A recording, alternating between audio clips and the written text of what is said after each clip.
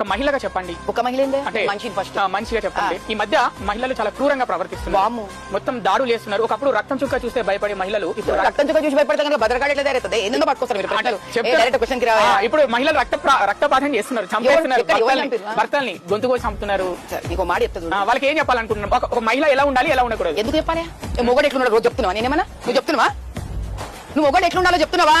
మొగడు ఎట్లుండాలో మొగడు ఇంటర్వ్యూ చేస్తున్నావా? పనిగా ఇంత పెద్ద ప్రపంచంలో ఒకళ్ళు ఉంటుందా? ఆడోళ్ళు ముందు ఆడోళ్ళని చంపి మొగోళ్ళ దగ్గరికి వెళ్ళి మొగోళ్ళు ఎట్లుండాలని ఇంటర్వ్యూ చేయ ఫస్ట్.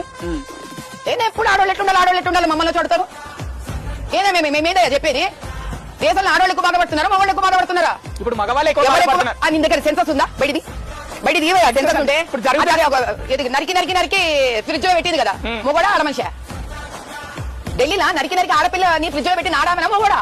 మొగోడు ఆడమ నరికి పెట్టి కదా. ఎంతమంది మొగోళ్ళతో నువ్వు వెళ్ళి ఇంటర్వ్యూ చేసినావు? మొగోళ్ళు ఎట్లుండాలి, ఎంతమంది మొగోళ్ళతో క్వశ్చన్ ఇచ్చినావు నువ్వు? అంటే సమాజం పట్ల ఎవరికి వేసినవా వేయలేదా?